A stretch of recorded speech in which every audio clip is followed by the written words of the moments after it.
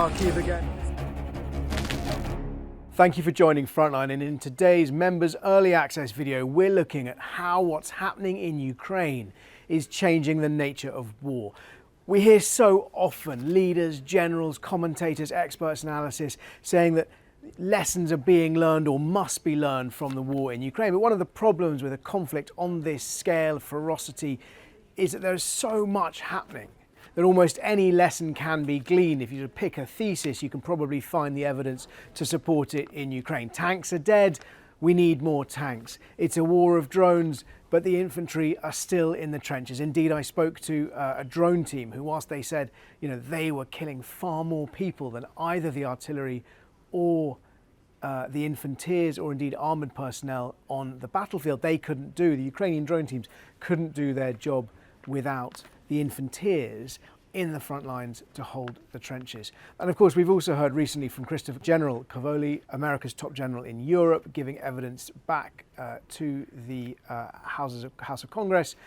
And one of the lessons America has learned is about organisational transformation, about the speed with which Ukraine's armed forces have had to transform themselves to meet the scale of aggression that they're facing from Russia. What I'm going to talk about today, though, is the way that drones, relatively cheap, simple drones, can affect or threaten immensely complicated and expensive pieces of equipment. And nowhere has that been more clear than in the naval domain. We've seen it in the Black Sea, the way that Ukraine has been using its surface drones to attack Russian shipping, and we've seen it in the Red Sea, the way that Iran-backed Houthi rebels from Yemen have been using drones to threaten hugely valuable and precious merchant navy vessels, forcing huge diversions in trade routes around around the southern tip of Africa, vessels wanting to avoid that choke point at the Bab el-Mandeb Strait, wanting to avoid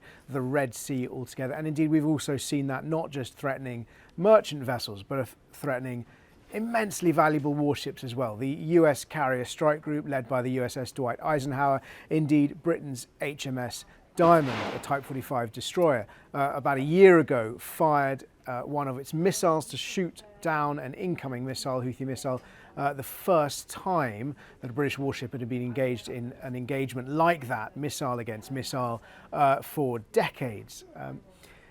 But actually, it's the drones that I wanted to talk about, because the advent and proliferation of cheap, effective drone weapons have, in some instances, forced conventional armies to use incredibly expensive countermeasures to counteract them. And for example, the idea of a £1 million missile to intercept a £100 drone is perhaps at its most extreme. That wasn't what Diamond did, HMS Diamond. That was a missile against a missile. But we have seen measures like that. What I've seen recently, and what I wanted to talk about, is what the Royal Navy's been doing, because I was lucky enough to be on board HMS Dauntless, one of the Navy's 6 Type 45 air defence destroyers, and it's been training for its voyage, where it's going to go through the Red Sea, escorting a Royal Navy carrier strike group. It's going to be escorting HMS Prince of Wales, one of the largest and most expensive ships ever built for the Navy, which will have, we expect, a fleet of F-35 Lightning jets embarked. All of those vessels, when they sail through the Suez Canal, when they sail through the Red Sea, will be vulnerable to attacks from Houthi drones. But what I saw when I went on board was actually the ship using relatively cheap weapons, using guns to defeat drones, and particularly to defeat sea drones, because whilst the Houthis have been launching lots of air drones at vessels, what the crew were telling me is they're also learning lessons from the war in Ukraine. That comes back to where we started. And actually, it's those sea drones that also pose a significant threat to vessels. And what we saw were the crew of HMS Dauntless using a range of different weapons, from sort of 50 cal Browning machine guns. They haven't changed since World War II, to 20mm cannons, and then finally the weapon which we saw destroy an approaching drone on the surface was a Phalanx close-in weapon support system. 9-0! Stops in the water!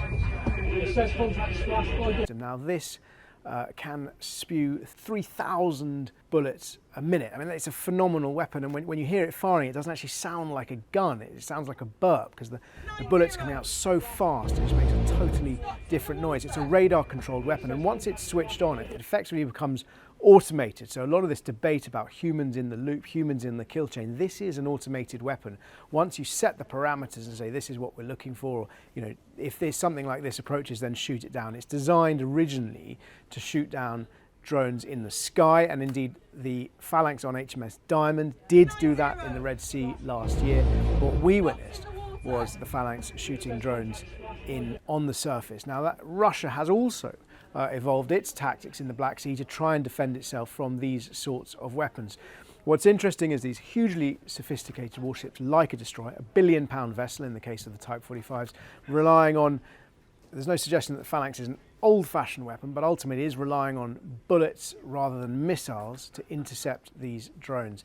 That is the defence that Dauntless will be taking with it into the Red Sea. I think in future we're likely to see more effort being put into cheap and sustainable ways of shooting down drones, and for that it's likely that we're going to be looking at directed energy weapons, and that's laser beams and radio frequency weapons. So things like Dragonfire, the British prototype laser weapon, which can, we're told, costs about £1 per shot, never runs out of ammunition as long as it's got electricity, and also other weapons which effectively send electromagnetic pulses, targeted electromagnetic pulses, which can fry the electrics of anything travelling towards them. Those, perhaps the future of drone warfare, but clearly for now, cheap weapons threatening hugely expensive and complex platforms is an enormous concern, and we've seen that in Ukraine, and I've seen firsthand how the Royal Navy is preparing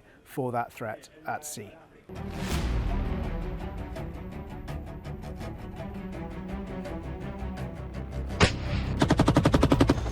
We're in a Ukrainian armoured vehicle and we're heading towards the Russian border.